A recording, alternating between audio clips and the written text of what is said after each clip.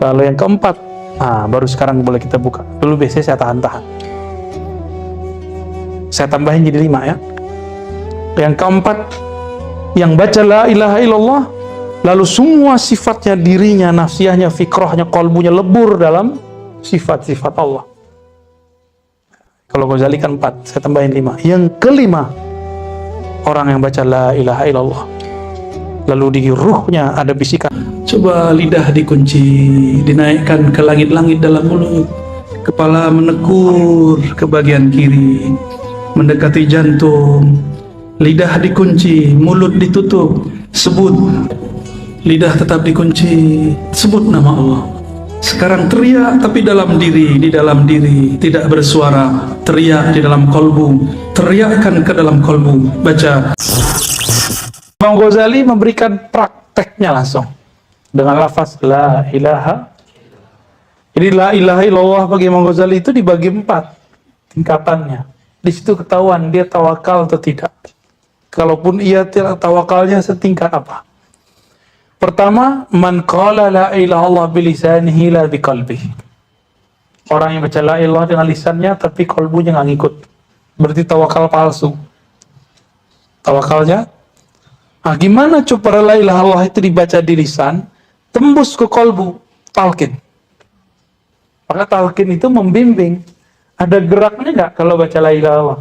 Ada titik-titik yang dilewati nggak? Nah, itu supaya kalau titik-titik itu adalah cara untuk membatasi pikiran supaya nggak kemana-mana. Itulah ijtihad dari para ulama kita terdahulu.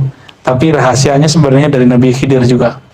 Jadi diambil dari pusar, ditarik ke ubun-ubun, terus dihantam ke kolbu gitu ya. Itu adalah cara yang diwariskan oleh Syekh Abdul Qadir Jilani, Bahauddin Shah Naqsyabandi, Abu Hasan Syazili kepada murid-murid mereka untuk memenjarakan nafsiyah, untuk memfokuskan fikrah. Lalu kalau begitu baru kolbunya merdeka. Ya, baik. Yang kedua, yang membaca la ilaha illallah dengan lisannya, lalu mentasdiknya dengan kolbunya. Jadi dia qzah, dia sadar dia baca la ilaha. Inilah bacaan Allah mukmin. Tapi yang mukmin ini bacanya baru tengkar tuh di kepalanya. Apa sih mana la ilaha illallah gitu? Enaknya apa sih? Kok ada yang nangis ya? Kok ada yang teriak-teriak ya? Kok ada yang mabuk-mabuk ya? Jadi dia orang zikir, dia mikir. Kalau yang tadi dia zikir tapi main-main. Kalau yang ini dia sudah mulai orang zikir, dia mikir. Kenapa ya kolbuku nggak bisa merasakan nikmat yang dibaca orang? Sudah ada protes di kolbunya. Hei diri, hei jiwa, ada apa denganmu? Orang ini biasanya orang-orang ahli kalam, ahli fikih. Dia sudah tahu hebatnya la ilaha illallah, tapi belum dapat teknik baca la ilaha illallah. Terus naik ke posisi yang mana? Man qala la ilallah wa qalbuhu yakul wa qalbuhu takul la fa'ila illallah. Orang yang baca la ilallah di kolbunya dihunjamkan tiada yang berbuat, tiada yang menggerakkan hatta la ilallah dia kecuali Allah lah yang menggerakkan. Makom namanya fana fi af'alillah.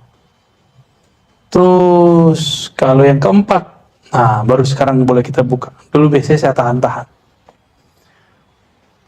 Saya tambahin jadi 5 ya.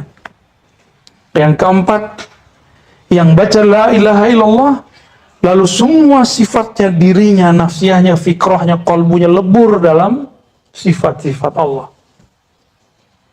Kalau Ghazali kan 4, saya tambahin 5. Yang kelima, orang yang baca la ilaha illallah, lalu di ruhnya ada bisikan, Anallah, akulah Allah.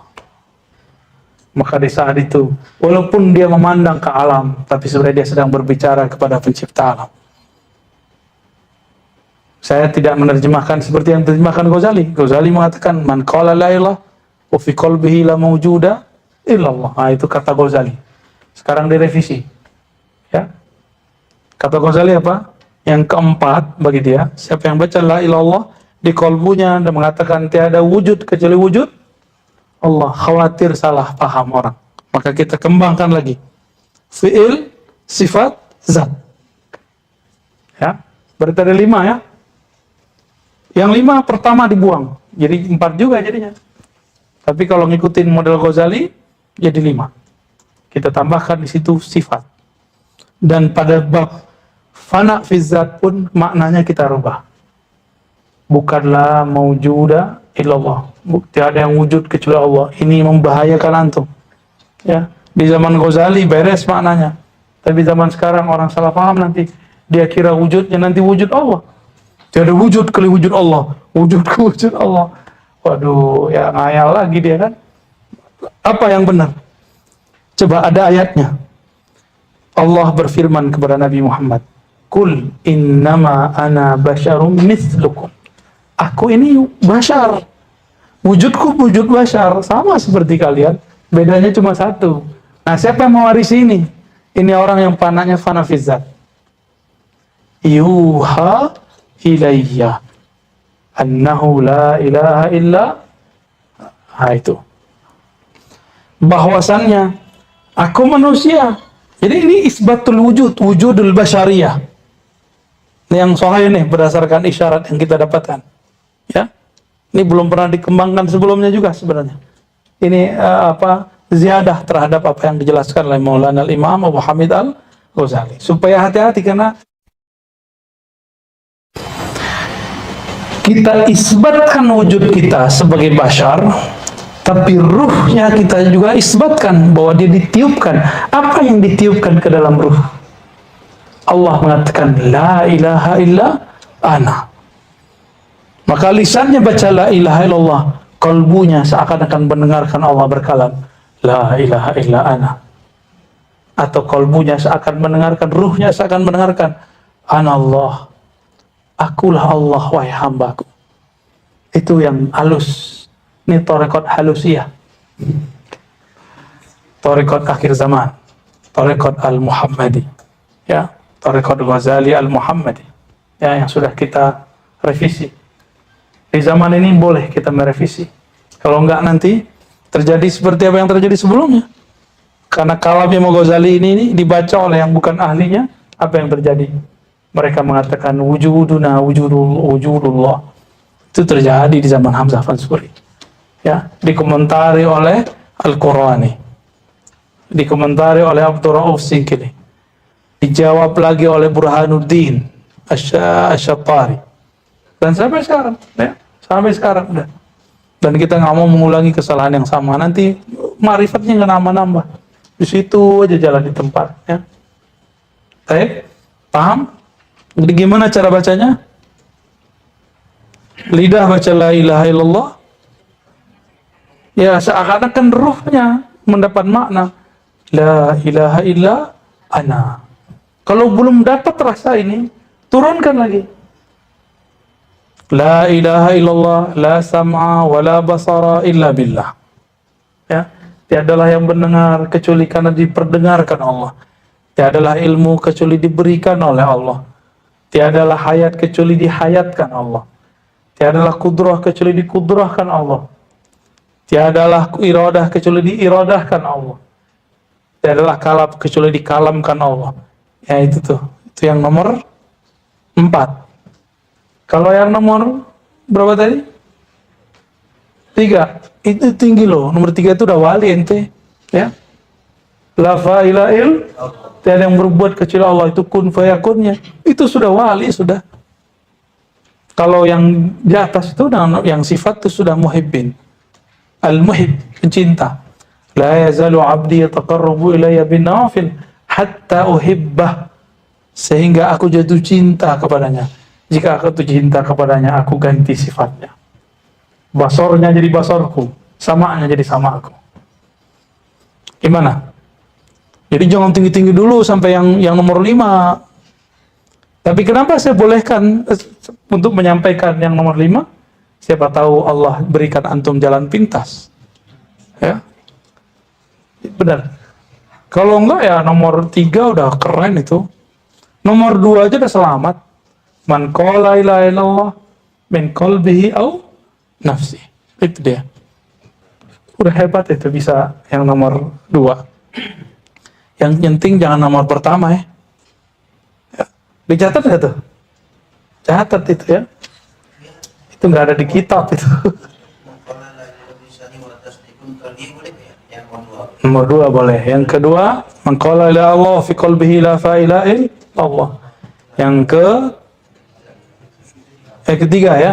Yang keempat, ya, man qala la ilaha illallah wa afna jami'a sifatihi ila sifatillah. Ya. Yang menfanakan, yang menenggelamkan, menghabiskan semua sifatnya dalam sifat Allah. Dan yang terakhir, man qala la ilaha illallah, lalu ruhnya seakan-akan mendengar sang pengembus ruh berkalam, la ilaha illa ana. Gitu. Itu udah hebat itu. Sebenarnya di atas itu ada lagi, tapi nggak boleh gitu. Ada lagi tuh 6, ada lagi 7. Cukup di situ dulu ya. Nanti jadi Thariqat Ihya Ulumuddin, jadi panjang ntar. Marah si di Musa ntar yang dapat sanadnya ya. Oke, sampai situ ada pertanyaan? Nggak ada. Ya udah, kita lanjut dulu ya. Itulah alasannya kenapa Thariqat itu yang ditalkinkan la ilaha, karena Nabi mentalkinkan la ilaha illallah. Itulah puncak, itu jalan pintas. Jadi Nabi itu ngasih jalan pintas. Yang nanya siapa? Ali bin Abi Thalib. Qarabut turuq ya, wa arfa'ut turuq, ya, semuanya diminta sama dia kan? Ya. Kira-kira seperti itu teman-teman yang melakukan Allah. Ya. Kalau tadi kunci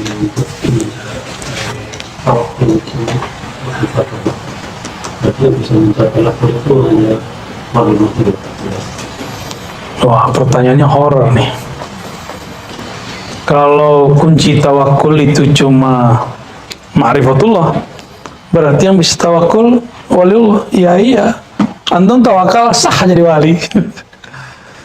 Makanya yang jadi wali nggak banyak, ya kan? Bener banget, serius itu. Tawakal tuh bukan kita ngomong saya tawakal ya, saya pasrah ya, bukan itu. Itu ngomong namanya. Itu ngomong saya pasrah. Tawakul tuh ikhlas tuh bukan kita ngomong gue ikhlas lo, gue ikhlas. Enggak, bukan itu. Tawakul itu saya kenal kepada Allah, maka saya percaya kepadanya. Saya percaya kepadanya, maka saya serahkan semua dari diri kepadanya.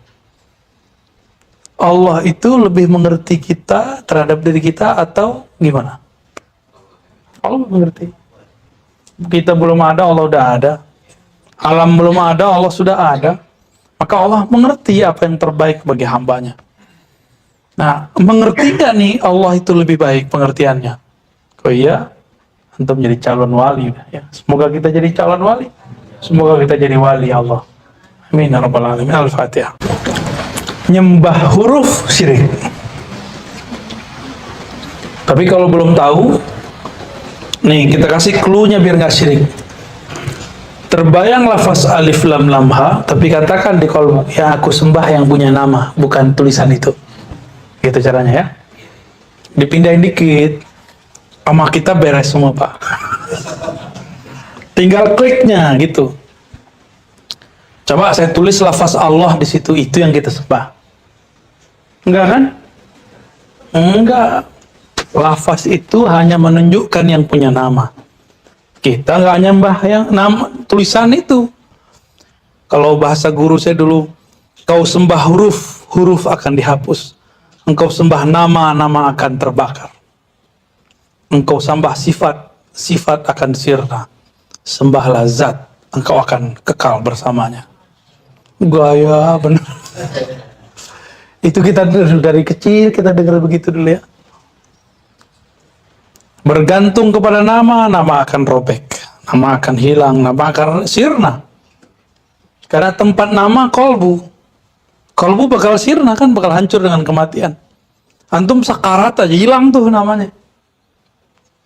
Maka harus masuk ke kolbunya kemudian menyetrum kembali ke ruhnya. Ruhnya itulah yang nanti yang membimbing kita. Itulah kenapa perlu talqin. Talqin itu orang udah lagi sakarat nih. Orang sekarat. Telinga dia udah budek, mata dia udah buta. Terus gimana cara talqin dia? Kan perintahnya lakinu mautakum. Talqin kan orang mati, orang yang sakarat. Orang sakarat artinya mabuk. Gimana cara mentalkin orang mabuk? Orang lagi nggak denger.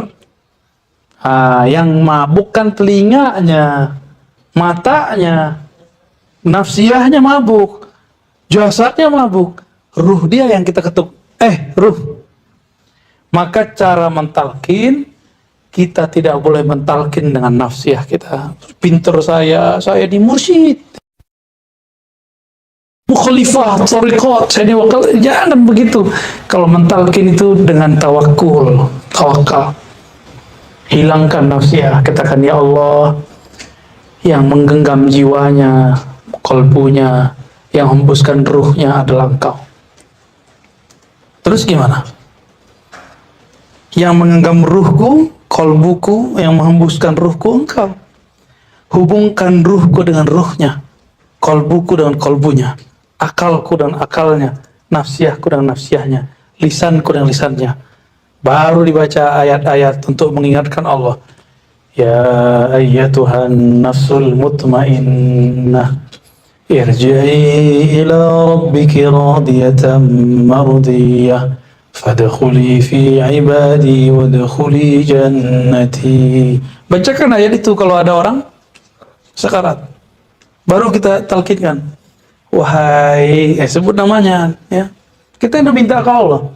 Berarti kita mengharap Allah yang menyampaikan suara itu kepadanya, bukan kita, ya. Jadi kalau antum nggak berhasil mentalkin orang mati, berarti belum ruhnya yang datang. Dan itu kejadian berkali-kali. Kiai talkin orang nggak berhasil, ya kan? Benar nggak? Kiai talkin orang, yang ditalkin bilang setan ente. Ya, malah bilang baca la ya Allah, Pak. Yesus, nah gitu dia ngomong. Ya, apakah dia syirik? Enggak, dia lagi mabuk. Orang lagi mabuk, nggak dihukumi orang mabuk. Maka yang pertama, ya ini teknik yang diajarkan guru. Tawajuhkan kolbu kita kepada Allah.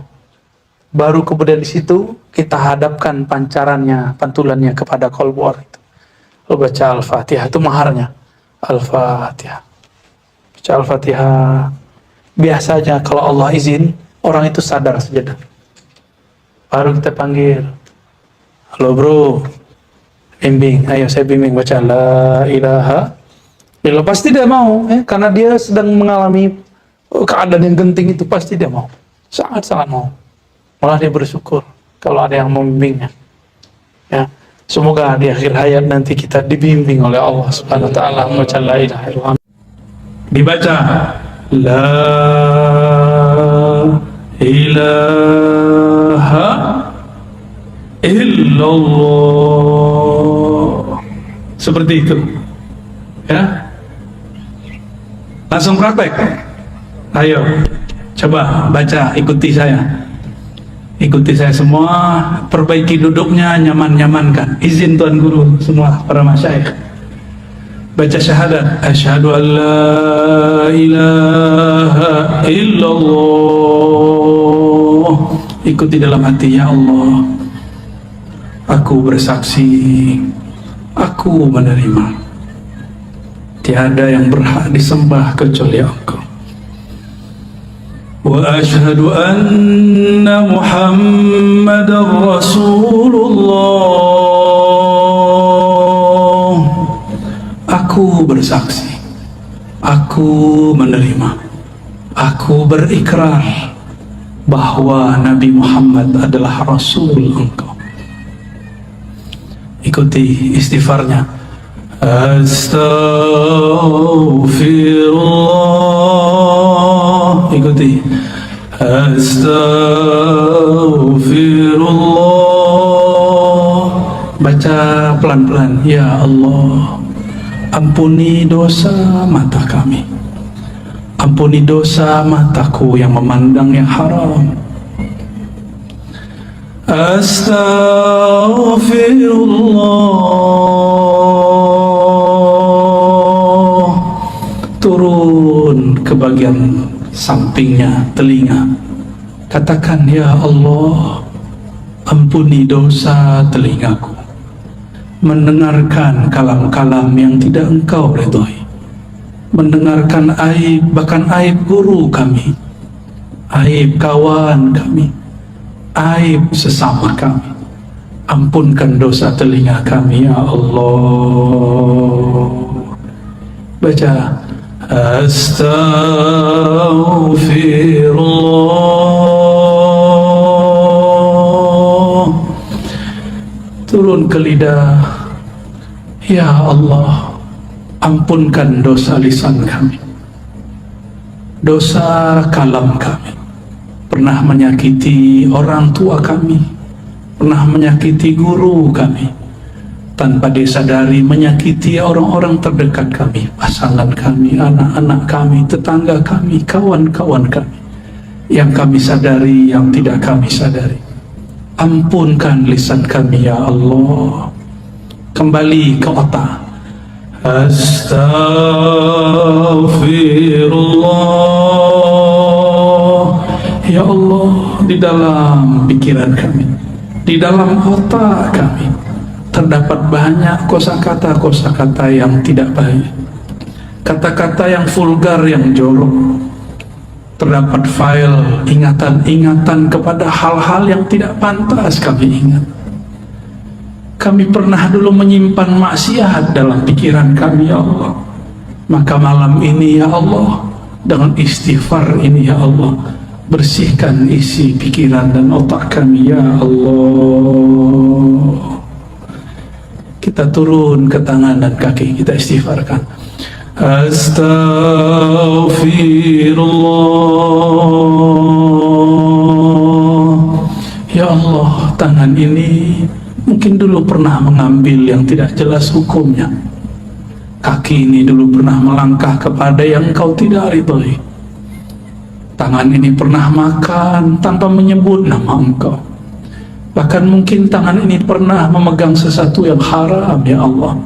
Ampunkan satu tetes darah di tangan dan kaki kami, ya Allah. Turun kepada perut kita, istighfarkan isi perut kita. Astaghfirullah. Ya Allah, perut ini pernah makan sesuatu tanpa menyebut nama Engkau.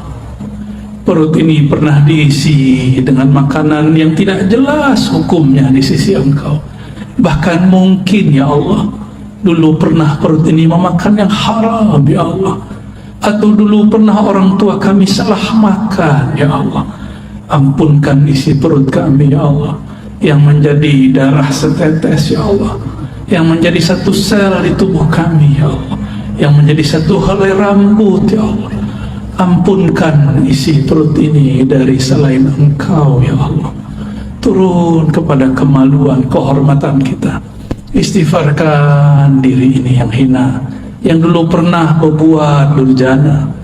Astaghfirullah.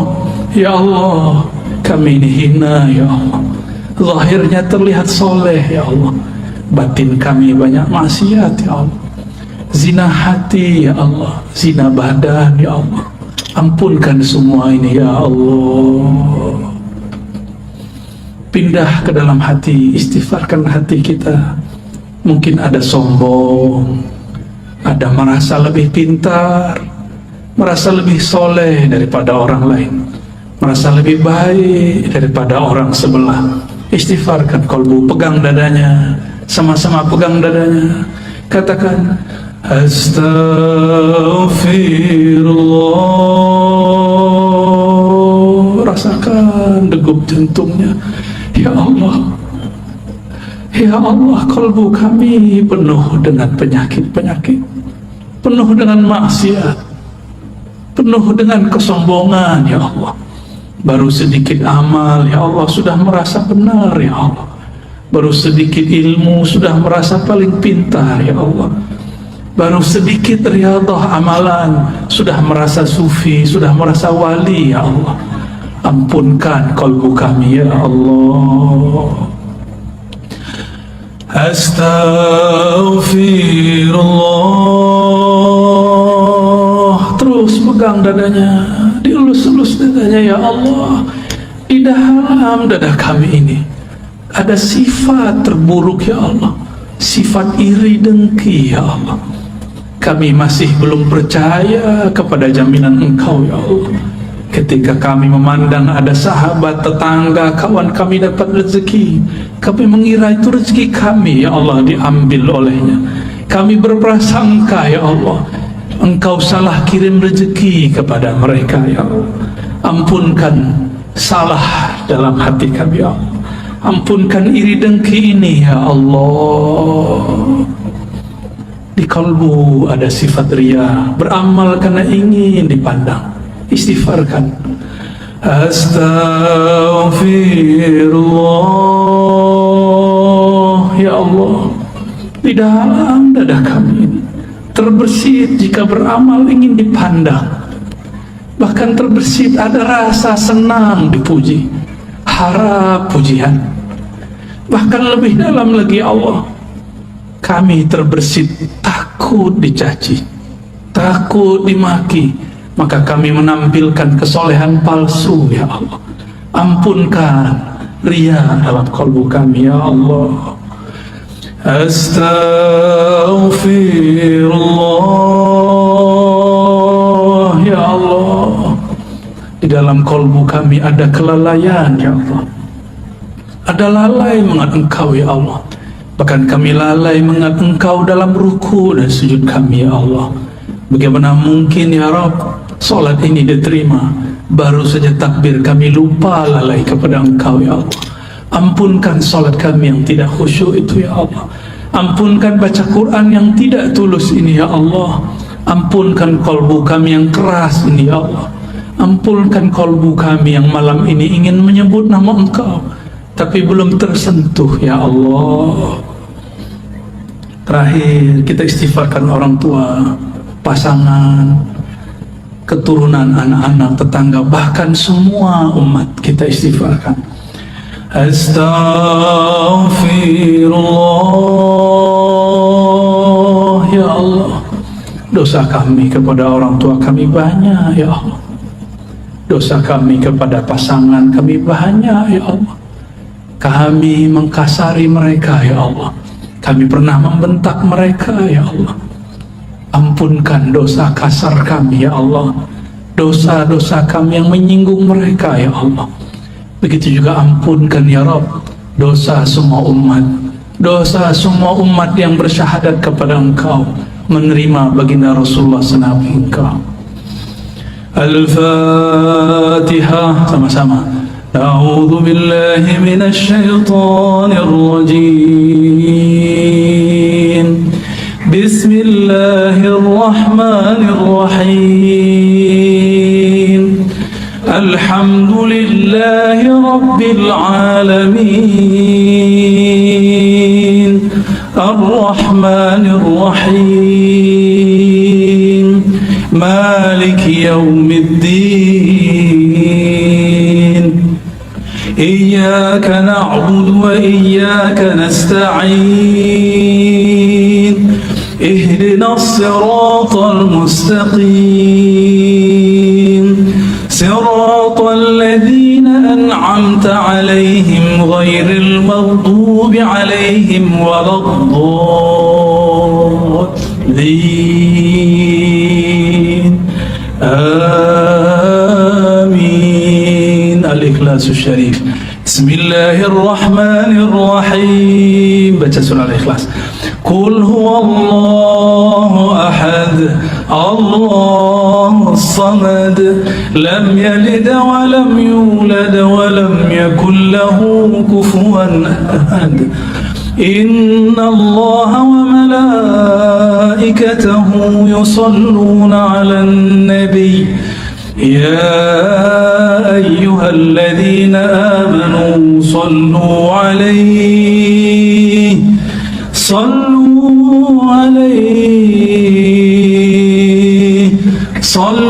عليه وسلموا تسليما.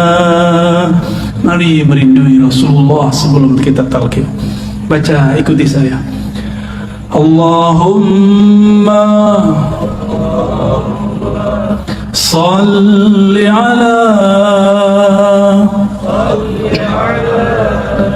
Sayyidina Muhammad. Allahumma salli ala Sayyidina Muhammad. Salli ala Sayyidina Muhammad. Ikuti, baca dengan lisan yang lirih, yang lembut. Ya Allah, sampaikan salam rindu kami, sampaikan salam dari ruh kami kepada ayahanda ruh kami, Nabi Muhammad sallallahu alaihi wasallam. Allahumma, sama-sama, Allahumma salli ala Sayyidina Muhammad. Ya Allah, sampaikan salam kami, rindu kami, cinta kami kepada baginda Nabi Muhammad sallallahu alaihi wasallam. Sampaikan maaf kami, ya Allah. Kalbu ini ingin merinduinya tapi tidak dapat merinduinya. Ingin memandang wajahnya tapi mimpi pun kami belum dapat, ya Allah.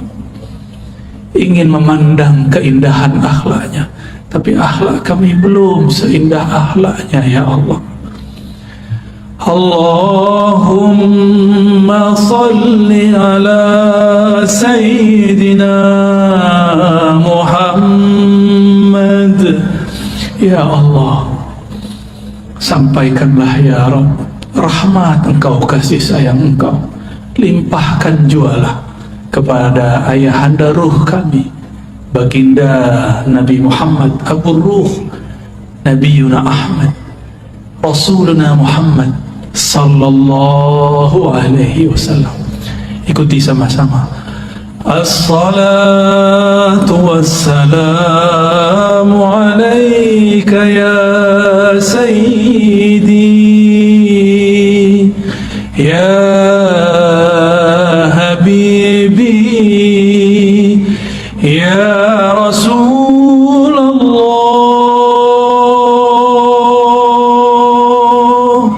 Selamat engkau ya Rasulullah.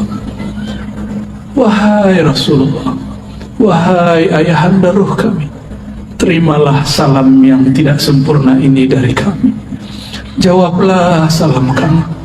Terima kami jadi umat Engkau, wahai Rasulullah. Katakan, terimalah kami sebagai umatmu, wahai Rasulullah. As-salatu wassalam,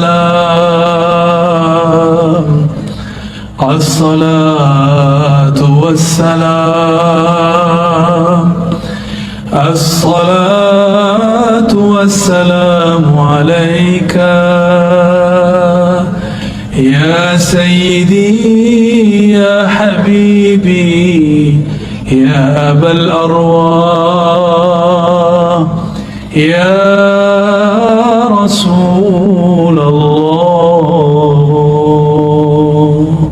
Terima salam kami, wahai Rasul. Ikuti saya. Ilahi ya Allah, luruskan niat kami, ya Allah. Anta maqsudi, hanya Engkau tujuan kami, ya Allah. Wa ridhaka matlubi, hanya ridha Engkau, ya Allah, yang kami cari. Allahumma a'inna ala zikrik. Ikuti. Allahumma a'inna ala zikrik. Ya Allah, bantulah kolbu kami, bantulah lisan kami menyebut nama Engkau yang berat, nama Engkau Ismul Jalalah Allah, Tauhid la ilaha illallah. Bantu kami ya Allah mensyukuri nikmat-Mu, membaguskan ibadah kepadamu. Coba angkat tangannya, ya, satu aja bagian kanan tangannya, lalu di bawah ke pusar, la, ditarik ke ubun-ubun, ilah, dibawa ke kanan, ilah, hujam ke kalbu, illallah, dihentakkan ke dalam jantung kita. Jantung berkaitan dengan kalbu. Lagi diulang di atas, la ilaha illallah,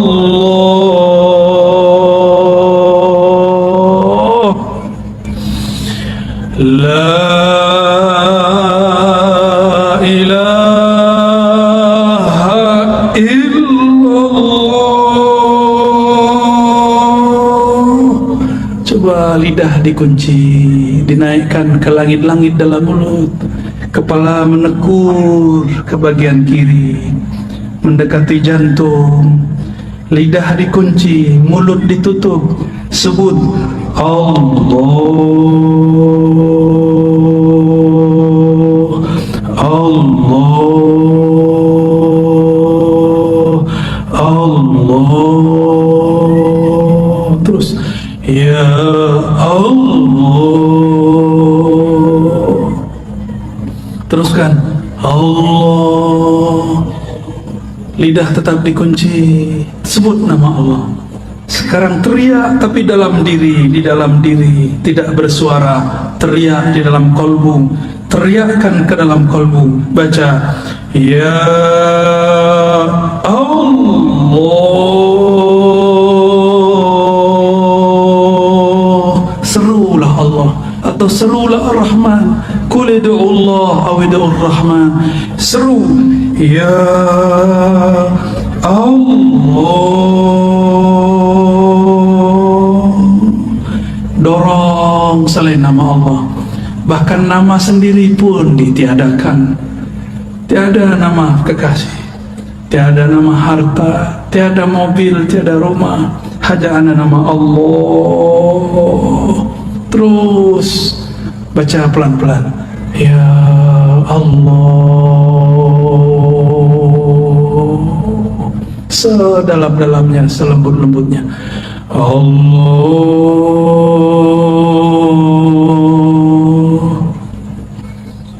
Sama dengan cara yang tadi, hu tapi diambil dari pusar, hu diambil dari pusar, hu naik ke ubun-ubun, hu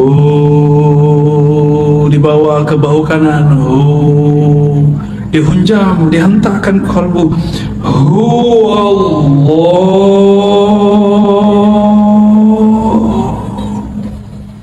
Lagi pelan-pelan zikir kita yang lembut, dibawa ke ubun-ubun, bahu kanan dihunjam, illallah, Allah. Kunci lagi lidahnya, tutup mulutnya sejenak, tetapkan nama Allah di kalbu, Allah. Terus 3 kali, Allah, ya Allah. Baca sama-sama, Muhammadur Rasulullah, sama-sama, Muhammadur Rasulullah sallallahu alaihi wasallam. Kalimatul haqqi 'alaiha nahya wa 'alaiha namut wa biha nub'atsu wa biha nadkhulu ila jannatika ya rabbal alamin. Diusap ke mukanya. Al-Fatihah. A'udzubillahi bismillahirrahmanirrahim. Shiratal ladzina an'amta 'alaihim ghairil maghdubi 'alaihim waladdallin. Amin. Saya juga ikut inggil tabarruk, mengambil berkah. Saya ijazahkan siapa yang hadir untuk mengamalkan, bukan untuk mengajarkan. Ya, untuk mengamalkan setiap ba'da salat minimal dibaca 7 kali la ilaha illallah dengan dihunjam, dihentakkan ke dalam jantung. Lalu Allahnya dibaca juga sebanyak minimal 7 kali. Afdalnya 40 kali. Semakin banyak menyebut nama Allah di kolbu, semakin banyak ketenangan di dalam kolbu. Kalau nanti sudah bisa lebih banyak, naikkan menjadi 100. Menyebut nama Allah di kolbu, bertahap, pelan-pelan. Semoga nanti Allah perbanyak. Nyatalah ayat ya ayyuhallazina amanu dzkurullaha dzikran katsira. Wahai orang beriman, sebutlah nama Allah, zikirlah kepada Allah sebanyak-banyaknya. Ya, kirim Fatihahnya untuk kepada tuli ridhaillah. Ya, siapa yang bisa catat dicatat. Pertama li ridhaillahi tabaraka taala. Yang kedua li sayyidina Nabi sallallahu alaihi wasallam. Ada penyempurna sekarang, tambahan penyempurna semua thariqah, mengirim Al-Fatihah untuk imam akhir zaman, Imamun Al-Mahdi. Maka dalam kaifiat zikir saya ada tambahan wa ila al-mahdi khalifatillah. Baru ditambahkan wa ila sayyidina al-Khidir alaihi salam.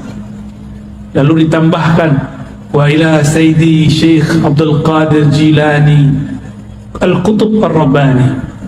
Lalu ditambahkan Sayyidi Abil Hasan Syazili. Lalu ditambahkan Muhammad Bahaiddin Shah Naqsyabandi. Lalu ditambahkan kepada imam-imam yang kita mau.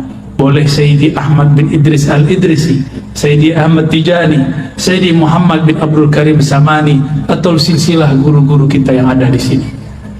Saya ijazahkan ajaztukum kama ajazani masyayikhi. Qulu qabilna. Alhamdulillah Rabbil Alamin. Semoga yang hadir dapat keberkahannya, kami yang menyampaikan dapat keridhaannya. Mohon maaf jika ada salah dan kurangnya. Kesempurnaan hanya milik Allah. Keridhaan ada pada hati baginda Rasulullah. Allahumma salli wa sallim wa barik ala sayyidina Muhammad. Subhanakallahumma wa bihamdika asyhadu an la ilaha illa anta astaghfiruka wa atubu ilaik. Assalamualaikum warahmatullahi wabarakatuh. Tanawwa'at, bermacam-macam jenis amalan, ajnas, jenis. Jadi jenis itu dari bahasa Arab. Jinsun, jins. Pakai jins nggak Pak? Itu beda lagi ya. Jins itu bacanya ya.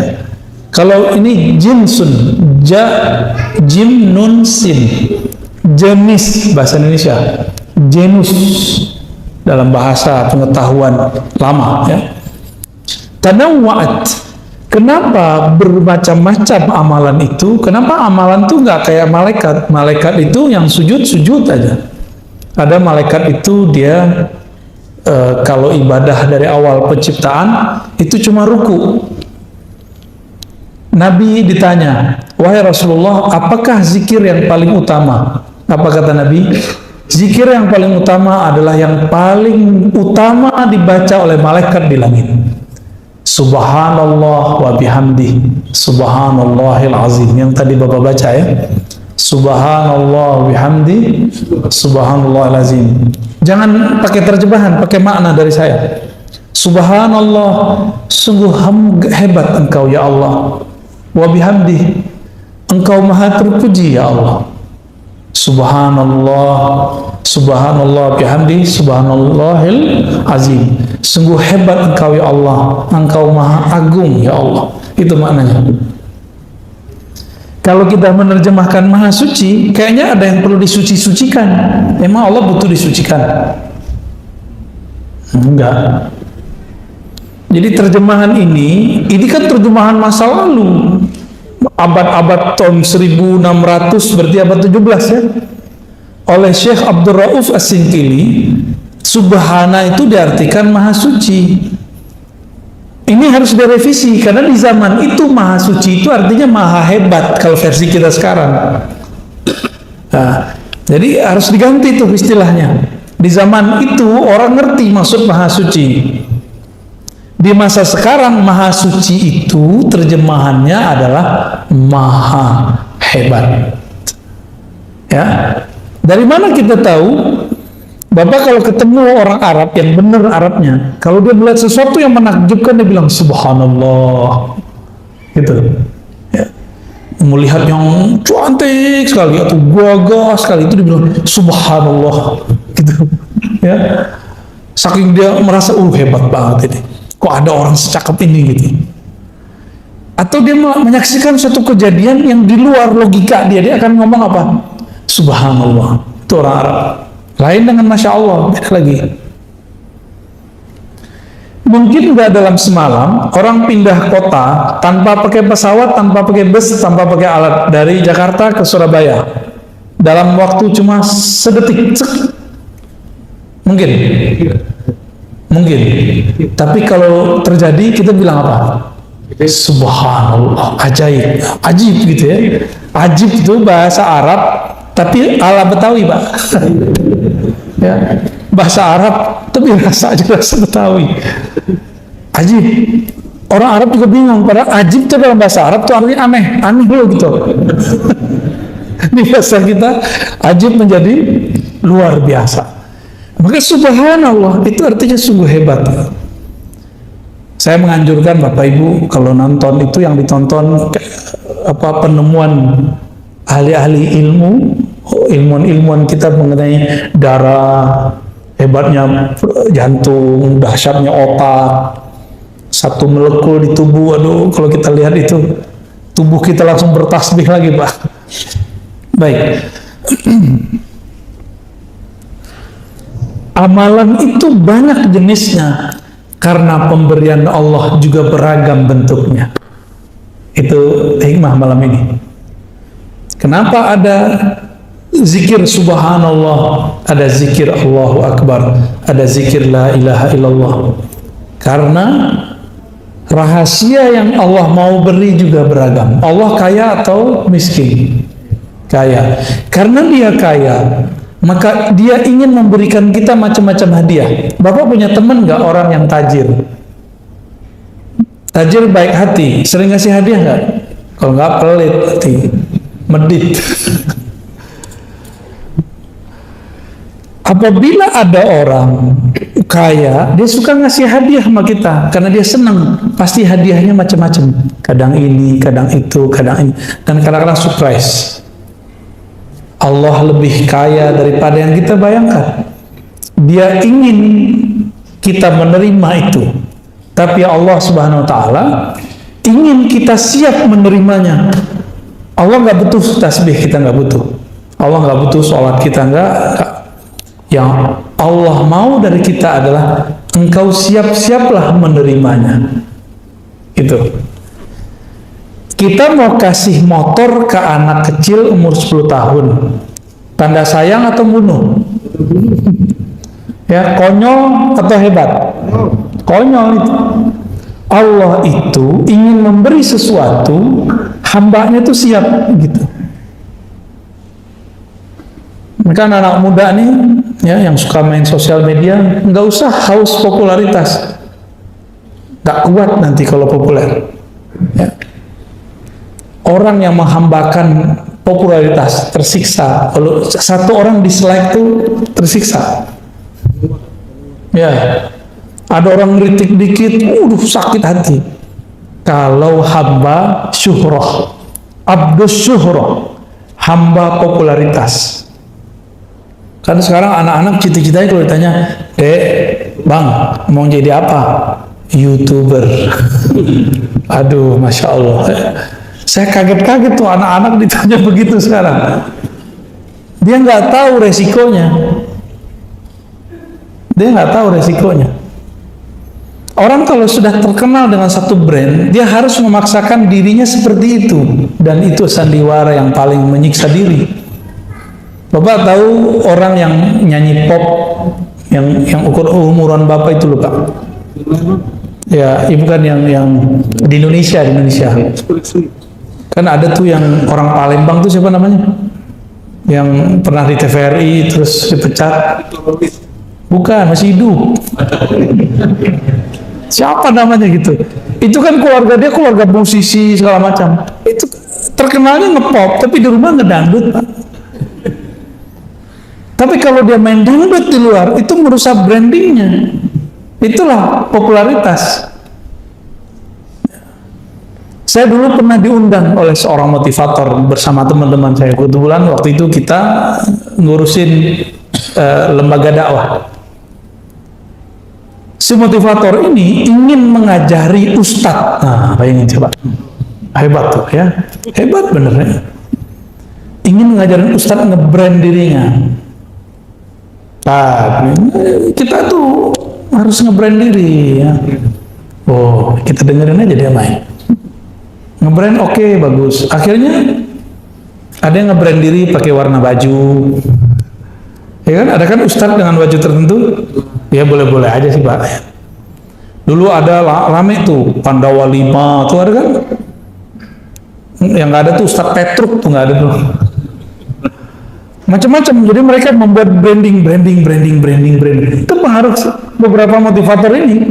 Saya tahu beberapa motivator ini menggurui ustadz yang sebenarnya ustadz itu adalah seorang guru. Nggak sopan bener ya. Mungkin niatnya bener baik supaya ustadz ini punya kualitas hidup yang setara dengan para motivator. Nggak, ustadz itu jalan hidupnya beda. Ya. Terus terakhir dia bilang apa? Ustadz itu kalau ceramah harus memperhatikan sound. Terus apa lagi? Harus bertarif. Waduh. Itu teman-teman saya yang ikut rata-rata rusak karena sifat motivator. Ya beda Pak, kalau ustadz tuh dengan motivator tuh beda. Ustadz tuh dia ngomongin Allah sama akhirat. Walaupun dia butuh duit, dia nggak boleh ngomong. Ya nggak boleh dia ngomong. Itu brandnya tuh Allah. Semua brand itu Allah. Jadi nggak usah sih ustadz tuh kemudian harus di brand dengan warna baju, di brand dengan biar terjaga brandnya, kalau datang harus mobilnya bagus. Nggak mesti. Kalau ada rezeki ya beli mobil, kalau enggak ya apa adanya aja. Ustadz tuh harus pakai baju tertentu, apa serban tertentu. Ya salam, itu nyiksa diri. Apakah dengan miring sedikit begini ilmunya berkurang Pak? Nggak ada urusan. Kok Pak ini dimiringin dikit, emang berubah? Nggak berubah ilmunya. Kalau emang ilmu ada di dalam akan berubah. Saya datang di sini pakai sarung, pakai gamis. Bapak kan udah kenal, Bapak biasa aja, ya kan? Karena saya juga biasa, Bapak biasa juga kan? Saya datang sebagai orang biasa, nggak pakai tarif-tarifan. Bapak santai kan? Kalau nggak Bapak deg-degan juga Pak. Kita udah bayar nih, udah panjer nih, deg-degan juga. Maka di Quran di surat Yasin itu jelas kalam Allah. Ittabi'u man la yas'alukum ajra. Ikutilah orang yang tidak minta tarif. Mereka lah orang-orang yang dapat hidayah. Kalau bahasa Imam Malik, wa ma lillahi baqiyan. Suatu karir, karya, kinerja, dakwah karena Allah pasti kekal. Kita ini gak ada yang sempurna Pak, tapi kalau kita nempel kepada Allah, sempurna jadinya. Semua kita punya dosa, tapi kita nempel kepada ampunan Allah, kita diampuni oleh Allah. Salat kita nggak ada yang bagus, tapi kalau kita nempel kepada ridha Allah, Allah akan baguskan salat itu. Ya. Ketika seseorang baca Alhamdulillah, maka akan ada satu kondisi di kalbunya kalau dia berkoneksi dengan Allah. Pahami dulu makna Alhamdulillah. Alhamdulillah artinya thanks God, ya, syukran ya Allah, terima kasih ya Allah, semua pujian itu milikmu ya Allah.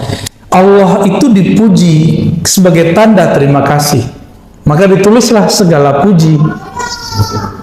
Kalau di abang sebelah kan puji Tuhan, ya.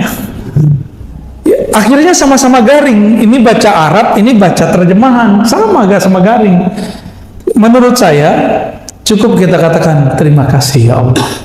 Itu lebih dahsyat. Ya, syukron ya Rabb. Itulah rasa syukur. Syukur ya Allah, gitu artinya. Kalau baca Allahu Akbar, apa yang dirasakan? Ya Allah, Engkau besar, kami kecil. Kalau kita bawa pikiran banyak mau sholat, cukup baca takbir. Bapak mana takbirnya? Itu semua pikiran kita langsung mengecil. Yang besar hanyalah Allah Subhanahu wa ta'ala. Kita punya banyak masalah sebelum sholat. Setiap hari ada masalah nggak? Ya, bener. Setiap hari ada masalah, ya? Bener. Ada yang nggak punya masalah tiap hari? Pasti punya masalah. Masalah Bapak Ibu nih banyak nih, nggak usah curhat ke siapa-siapa, ya, nggak usah curhat ke ustadz, nggak usah curhat ke teman, nggak usah curhat kepada, cukup katakan Allahu Akbar, ya Allah, masalahku banyak, tapi Engkau ampunan rahmatnya, bantuannya lebih banyak, jalan keluarnya lebih banyak. Itu selesai cepat itu Pak, selesai cepat itu. Jadi kita ini mentok karena kita jalan lewat jalan buntu. Coba mundur dulu, kan nggak mau mundur. Mundur, cari yang baru. Maka zikir itu membuat orang mau mundur dari kesalahannya supaya maju mencari yang benar. Itu yang disebut taubat. Ya. Jadi pribadi taubat itu bukan pribadi yang sering baca astagfirullah, astagfirullah, astagfirullah. Itu namanya bacaan istighfar. Ya, taubat itu pribadi yang tidak menyalahkan siapa-siapa, tapi dia menyalahkan dirinya. Dia ketemu, pakai GPS, salah GPS nih. Ya bukan begitu. Kenapa dia nggak mau nanya sama orang? Ini kan udah tahu ada orang, nanya ke GPS. Apalagi zikirnya, sholawat. Sholawat itu mencakup zikir-zikir yang ada. Jadi kalau saya sholawat, Bapak Ibu, Bapak sholawat, itu tadi zikir kita yang tadi kebawa semua sama dia. Kenapa? Saya mau tanya Pak, sholat kita zakat ya, Allah zakat nggak? Allah sholat nggak? Allah haji nggak? Allah umrah nggak? Allah puasa nggak? Tapi Allah sholawat nggak? Berarti sholawat spesial nggak? Di saat seseorang bersolawat, dia sedang satu frekuensi dengan Allah. Itulah fana, lebur dalam cinta. Maka dia bersolawat. Solawat itu artinya, ya Allah, sampaikan cinta kami kepada Nabi Muhammad. Kalau terjemahannya, ya Allah turunkan rahmat ke Nabi Muhammad. Emang Rasulullah masih butuh digituin? Enggak. Ini saya kasih artinya Pak ya. Apa arti solawat? Ya Allah, sampaikan cinta kami kepada Rasulullah Sallallahu Alaihi Wasallam. Baru tuh ada rasa tuh ketika bersolawat. Jangan nerjemah lagi sholat, tapi maknai sholat itu. Itu aja bedanya kalau kita belajar hikam dengan belajar terjemah. Saya yakin kalau orang sini belajar terjemah 2 kali pertemuan kabur.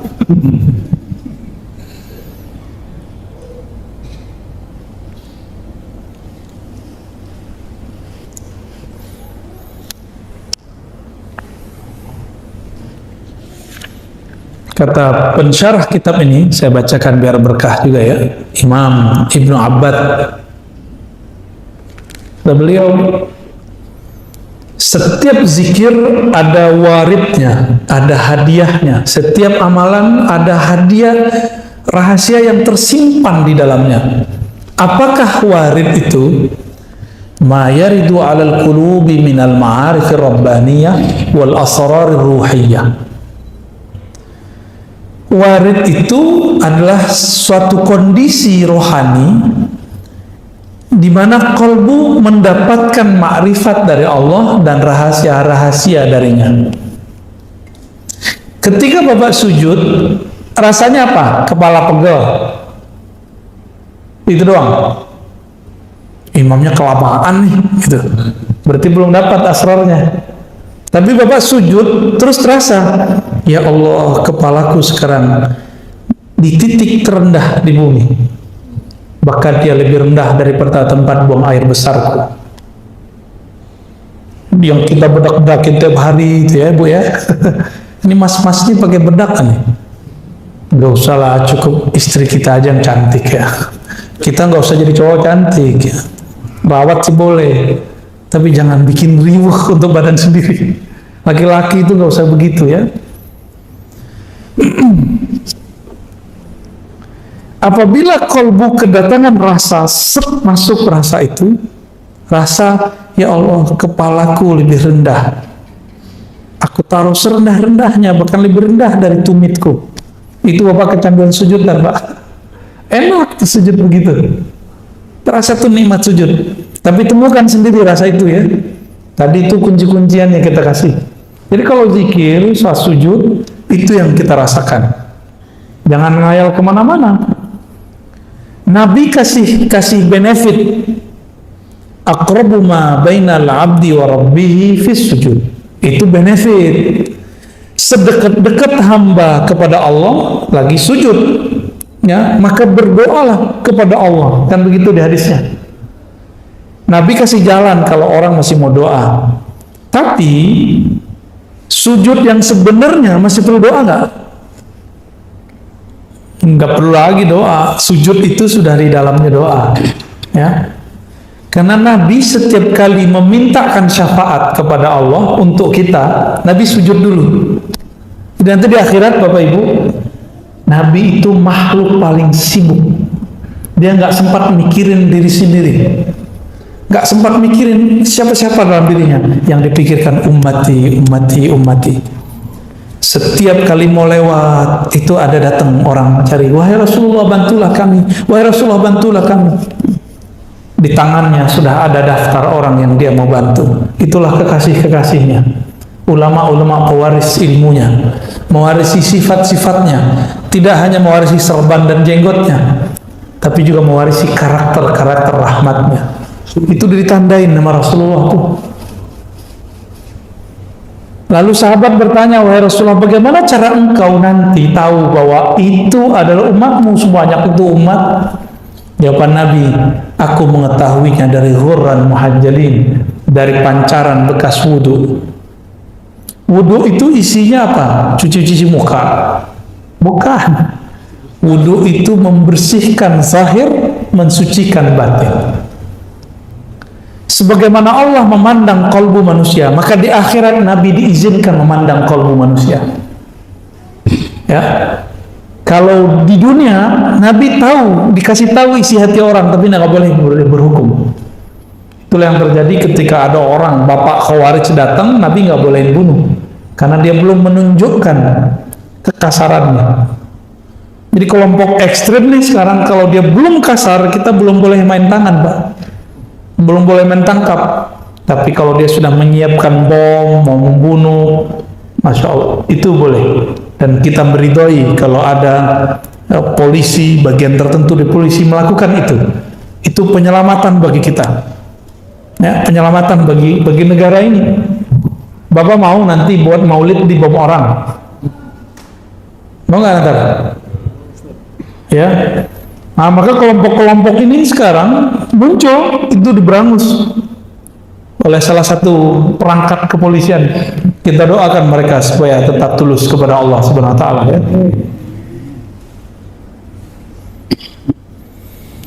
Salat ada rasa, di situ ada rahasia. Zakat ada lagi rahasianya. Ada nggak di antara kita datang ke orang susah terus ngasih langsung? Ada nggak? Kalau ada, ngerasain nggak merindingnya waktu dia berdoa? Senangnya bukan main. Nanti cobain Pak ya. Jangan sombong ngundang-undang fakir miskin ke rumah. Itu paling nggak suka tuh ya. Mohon maaf Pak kalau pernah melakukan. Bapak belagu itu namanya. Dia udah miskin, udah yatim piatu, udah susah. Dia harus menghancurkan egonya lagi untuk datang ke rumah kita. Terus kita kasih amplop, belagu amat. Kayak bakal kaya selama-lamanya aja ya. Kalau benar mau ngasih, datang ke mereka atau ajak mereka kemana. Jangan bawa mereka ke rumah kita. Kecuali Bapak mau ajak mereka, yuk nginep sehari semalam di rumah saya. Rasain nikmati nih rumah gede gitu misalnya. Kalau gitu nggak apa-apa. Datang pengen sukses, minta doa, ngasih cuma 500.000. Pengen dunia akhirat, ya salah. Apalagi hafiz-hafiz Quran, cemen aman antum, mau cuma dibayar 500.000 terus khataman di situ, ya salam ya. Terlalu rendah itu Quran, khataman begitu. Kalau mau khataman, khataman aja ya. Jangan cuma dengan duit-duit segitu kemudian kita merusak waridnya. Jadi apa yang membuat zikir-zikir amalan ini terhambat? Jadi sir dari Allah mau turun, rahasia dari Allah mau masuk ke dalam kolbu, tapi terhalang. Karena di kolbu kita paling dalam, kita meniatkan amal itu bukan untuknya.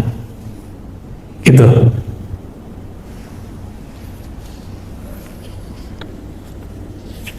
Jadi kalau Bapak Ibu ntar wiridan, udah ya, ijazah yang lama tuh simpen aja.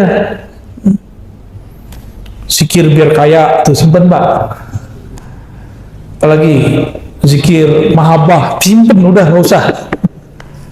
Zikir buat sakti, simpen, gak usah lagi. Sekarang zikir yang biasa, lalu katakan, aku berniat menyebut Engkau ya Allah, karena Engkau layak disebut. Aku memujimu ya Allah, karena Engkau layak dipuji.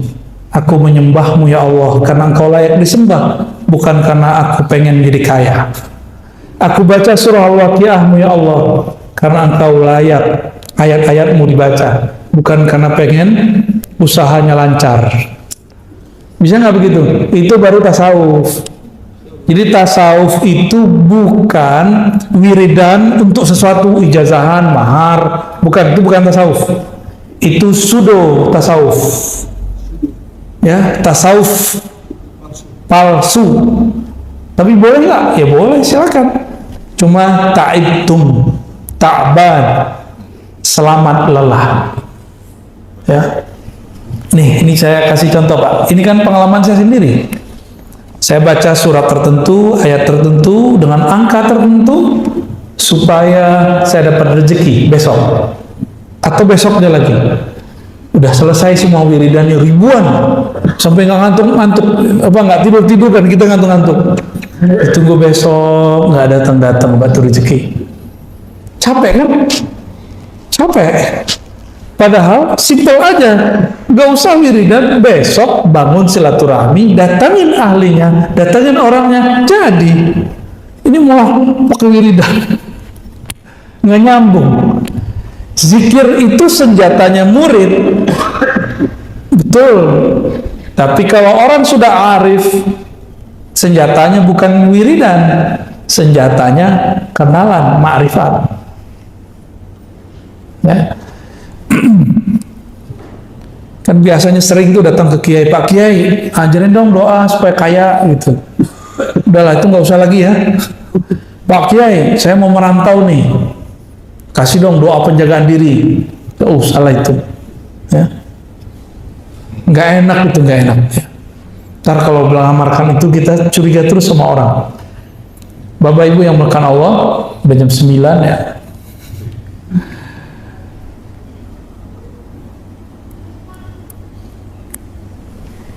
Ketika warid itu datang, kadang-kadang berefek. Ada orang tuh tiba-tiba rajin ibadah. Ada ketika datang sir itu dia nangis. Ada yang ketika datang rasa itu dia rindu. Nah, dan itu kita praktekin, Pak. Di sini nggak ada yang ikut talqin zikir kemarin ya.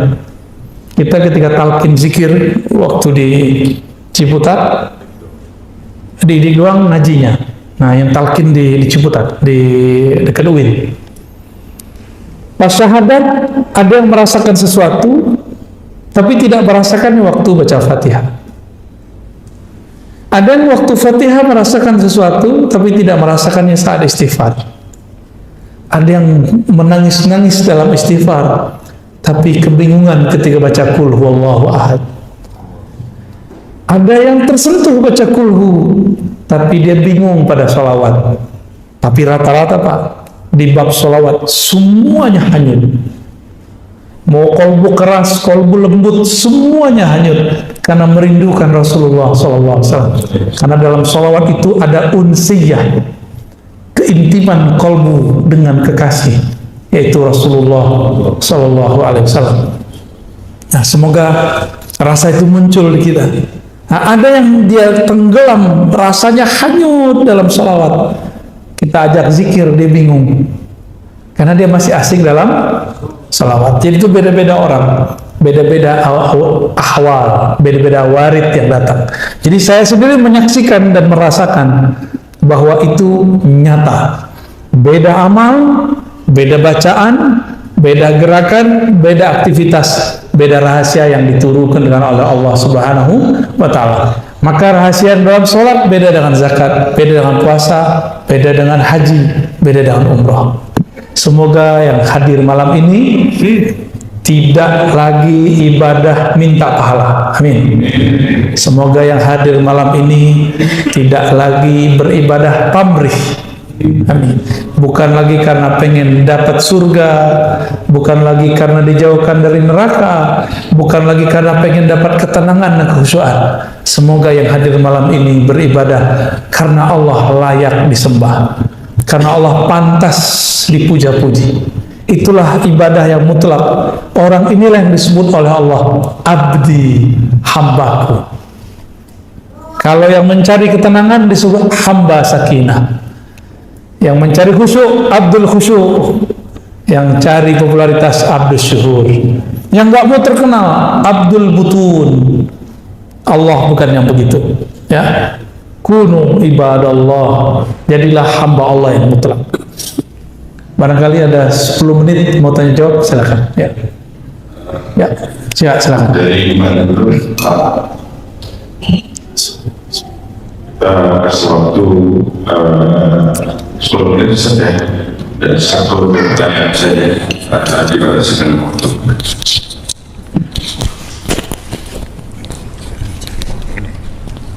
Oke. Assalamualaikum warahmatullahi wabarakatuh. Terima kasih Bu ya. Semoga sehat terus Bu ya. Amin, amin ya Rabbi. Saya anggap Buya itu adalah guru saya. Terus guru, karena saya juga nggak punya guru. Terus saya ingin menceritakan spiritual saya Buya. Dan waktu kemarin saya udah 2 kali, dan terakhir kemarin itu berkat Buya saya amalkan sholat witir itu wajib. Pertama kali ngaji itu sholat witir wajib. Jadi sholat witir saya adalah sebelum tidur. Dari dulu, kalau dulu saya malah setelah sholat tahajud. Nah, cuma kenapa pada saat itu 2 sekali dan sekali kemarin beberapa hari yang lalu itu seperti saya itu sampai kaki gemeteran, terus benar-benar kayak orang ketakutan. Apakah itu setan? Oke, baik. Satu lagi boleh Bu ya? Oke. Izin Bu ya. Kalau kita sholat pejamkan mata itu seakan-akan kita sujud atau ruku, tapi kayak ada sesuatu lagi yang ruku ngikut kita. Oke. Nah, itu saya ingin tahu. Terima kasih. Assalamualaikum warahmatullahi wabarakatuh. Assalamualaikum. Yang pertama, pas mau witir merasakan sesuatu ya. pas lagi sholat witir ya. Itu namanya warid. Warid. Cuma karena kolbunya belum siap takut. Ya. Tapi kalau kolbunya siap itu nggak akan takut.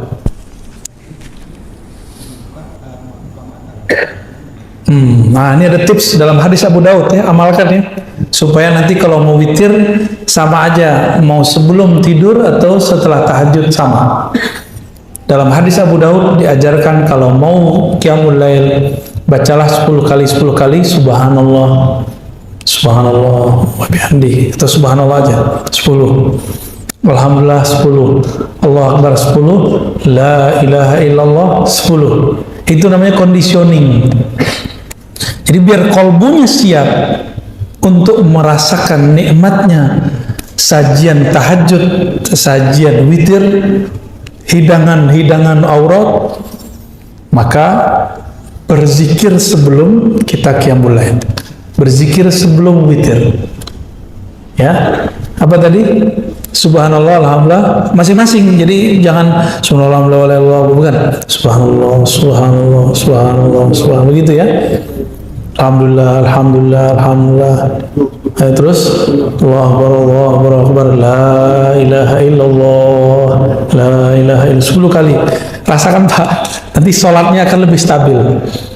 Nanti takutnya hilang, insya Allah ya. Saya ijazahkan cara mengamalkannya. Tafadhal ya.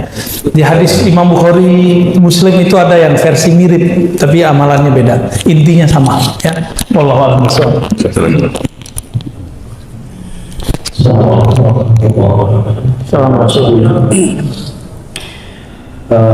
Saya pada pertanyaan yang pertama. Dari mana Pak? Saya dari Ciledug, Komplek Paninggalan Permai.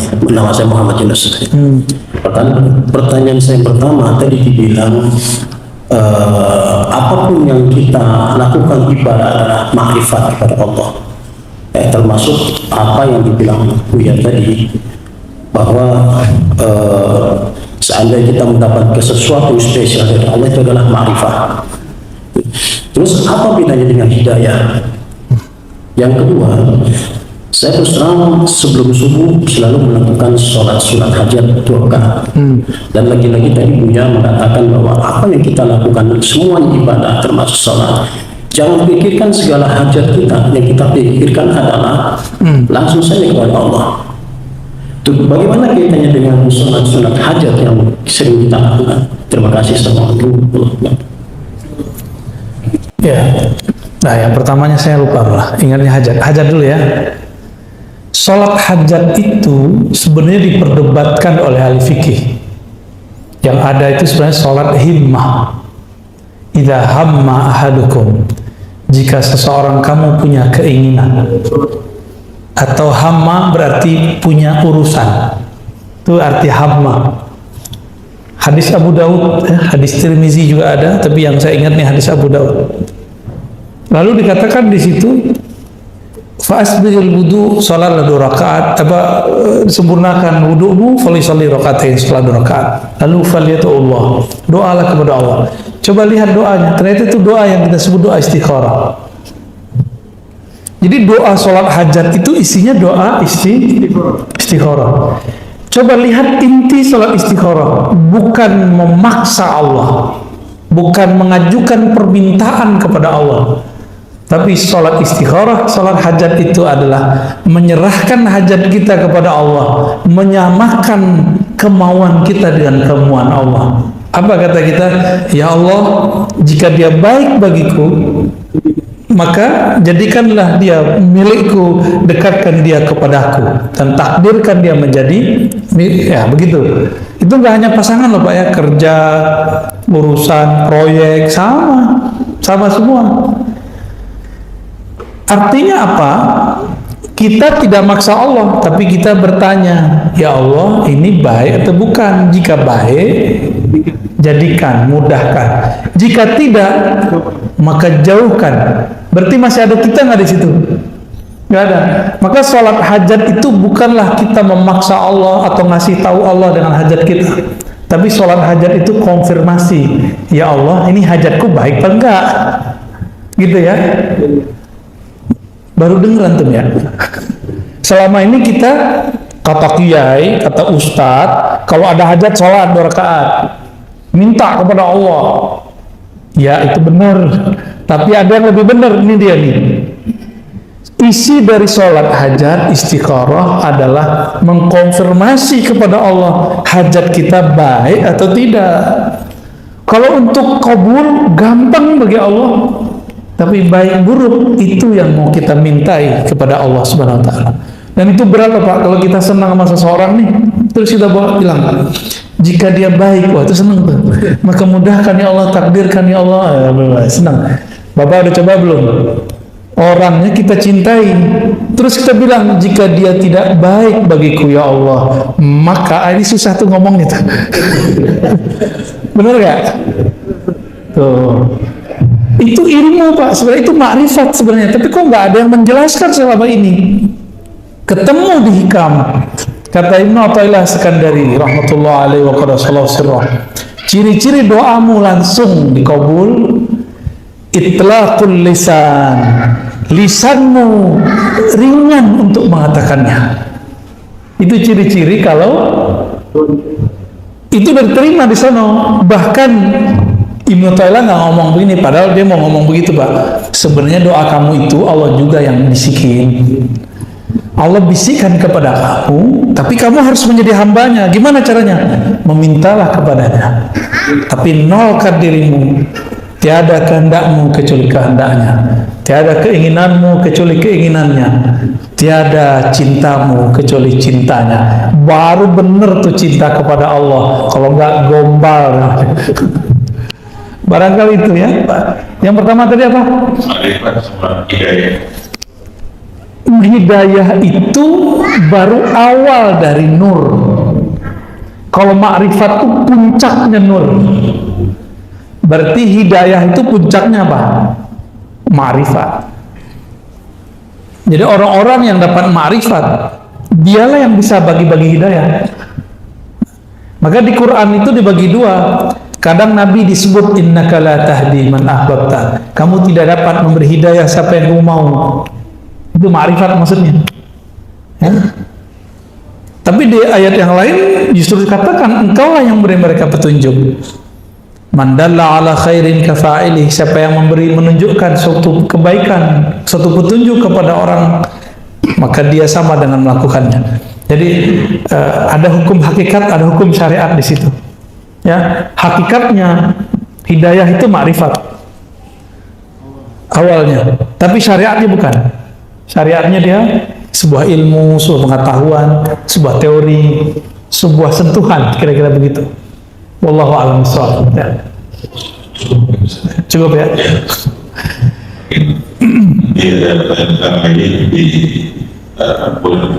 Ya. Baik Bapak Ibu yang bukan Allah. Nah, maka lain kali kalau mau pakai kertas lebih cepat ya. Nanti kita jawab sependeknya. Bapak Ibu yang bukan Allah, sahabat-sahabat, teman-teman semuanya, saya yang mengajar ini bukanlah orang yang suci, bukan orang yang sempurna. Saya manusia biasa. Kebetulan, kebenaran dapat hadiah ma'rifat dari Allah. Inilah yang kita bagi-bagi sebagian. Ya. Semoga hadiah-hadiah ini diridhoinya. Amin ya rabbal alamin. Nasallallahu al-'afwa wal 'afiyah lana wa li walidina wa li masyayikhina wa li sa'iril muslimin wa ahli ahlina wa li dzurriyyatina wa li auladina wa lil muridin wal hadirin wal hadirat. Semoga yang hadir baik laki perempuan, anak-anak kita, saudara kita diampuni oleh Allah, dapat berkah dari Allah, dapat ridha berkah pengajian ini. Amin ya rabbal alamin. Wassallallahu ala sayyidina Muhammad walhamdulillahi rabbil alamin.